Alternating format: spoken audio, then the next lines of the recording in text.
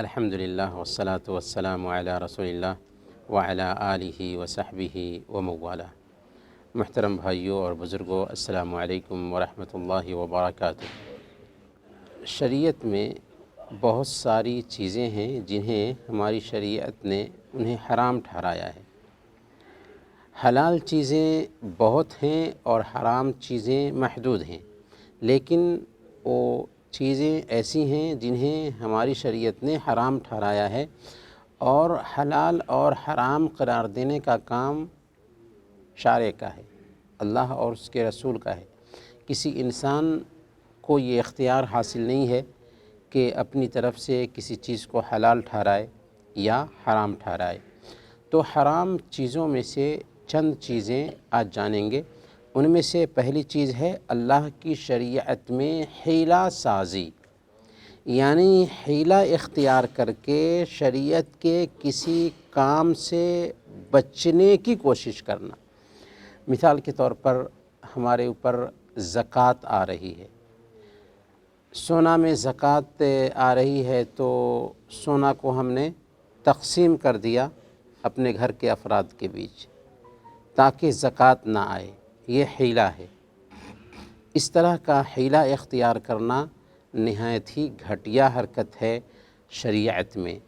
آپ غور کریں کہ بنو اسرائیل، خاص طور پر یہودیوں نے کیا کیا تھا، ہفتہ کے دن ان کے لیے شکار کرنا منع تھا، لیکن انہوں نے کیا کیا کہ جمعہ کے دن یہ کرتے تھے کہ جال ڈال دیتے تھے، اور ہفتہ کے دن مچھلی نکالنے کی بجائے اتوار کے دن مچھلی نکال لیتے تھے۔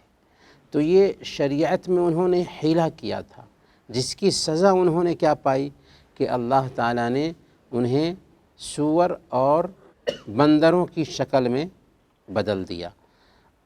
اسی لیے اللہ کے نبی صلی اللہ علیہ وسلم نے صحیح بخاری کی روایت کے مطابق بیان فرمایا، لعن اللہ الیہود حرمت علیہم الشحوم فجملوها فباعوها، کہ اللہ کی لعنت ہے یہودیوں پر کہ ان کے اوپر حرام ٹھہرایا گیا تھا کہ مردار کی چربی کا وہ استعمال کریں، تو انہوں نے اس چربی کو پگھلا دیا اور اسے بیچنا شروع کر دیا۔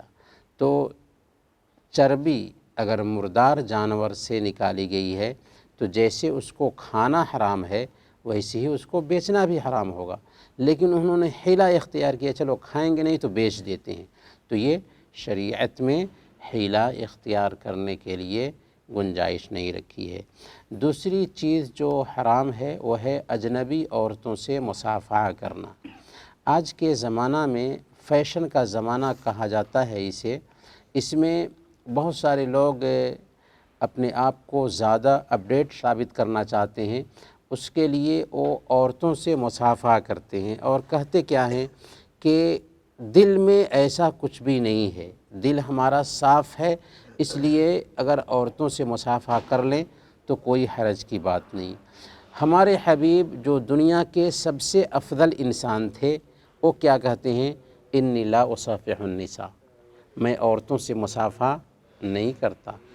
تو جب اللہ کے نبی صلی اللہ علیہ وسلم جو انسانوں میں دل کے سب سے زیادہ صاف تھے، انہوں نے عورتوں سے مصافحہ نہیں کیا، تو یہ بات نہیں چلتی کہ کوئی یہ کہے کہ ہم عورتوں سے مصافحہ کرتے ہیں، میرے دل میں کچھ نہیں ہوتا۔ اللہ کے نبی صلی اللہ علیہ وسلم نے سخت بات کہی، آپ نے فرمایا، لا یطعن فی رأس احدکم بمخیط من حدید خیر لہ من ان یمس امرأة لا تحل لہ، کہ کسی کے سر میں لوہے کی سوئی چبھوئی جائے، یہ آسان ہے اس بات سے کہ وہ کسی عورت سے مصافحہ کرے جو اس کی محرم نہیں۔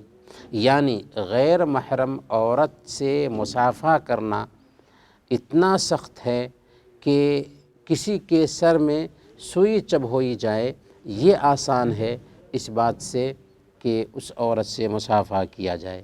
تو اس سے پتہ یہ چلا کہ عورتوں سے جو اجنبی عورتیں ہیں، مصافحہ کرنا نہایت ہی گھٹیا عمل ہے، اس سے بچنا چاہیے۔ تیسری چیز جو ہماری شریعت نے جسے حرام ٹھہرایا ہے وہ ہے گانا سننا اور اس سے دلچسپی لینا۔ اللہ تعالیٰ نے قرآن کریم میں بیان فرمایا وَمِنَ النَّاسِ مَن يَشْتَرِي لَهْوَ الْحَدِيثِ لِيُضِلَّ عَن سَبِيلِ اللّہ، لوگوں میں سے کچھ لوگ ہیں جو لہو الحدیث خریدتے ہیں تاکہ لوگوں کو اللہ کے راستے سے گمراہ کریں، اللہ کے راستے سے دور کریں۔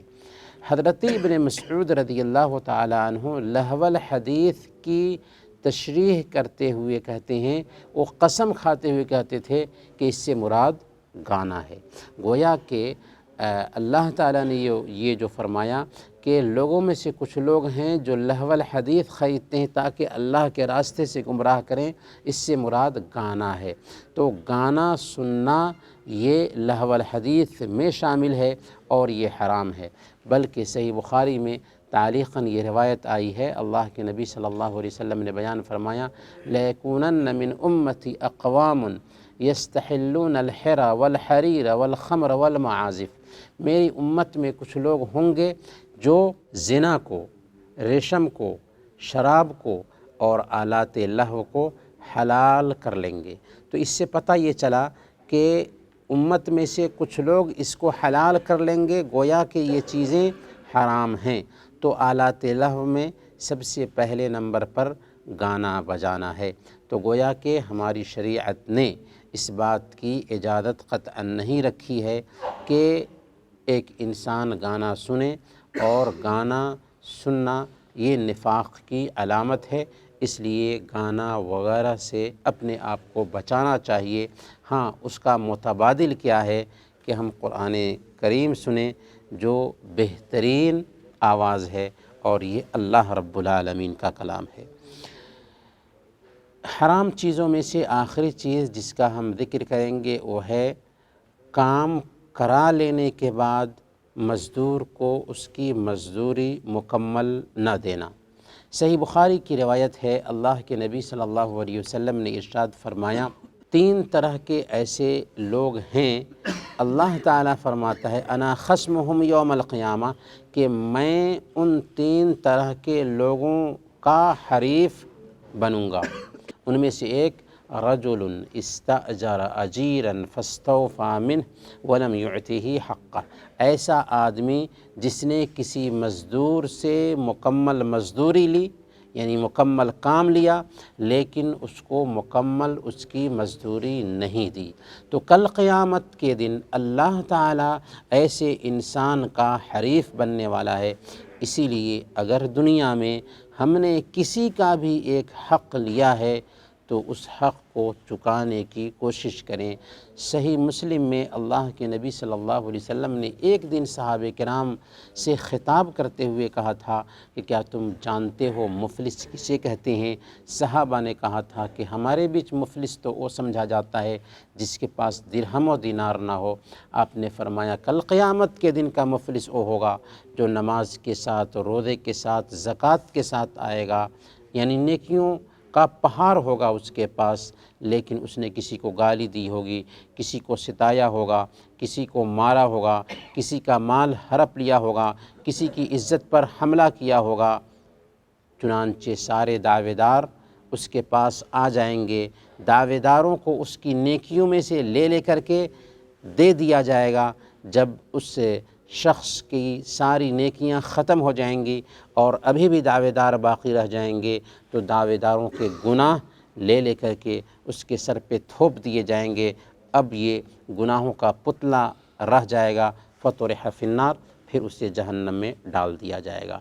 اب غور کیجئے قیامت کے دن کا یہ کتنا بڑا مفلس ہے کہ پہاڑوں جیسی نیکیاں لے کر کے آیا تھا لیکن دوسروں کے حقوق پامال کیے تھے۔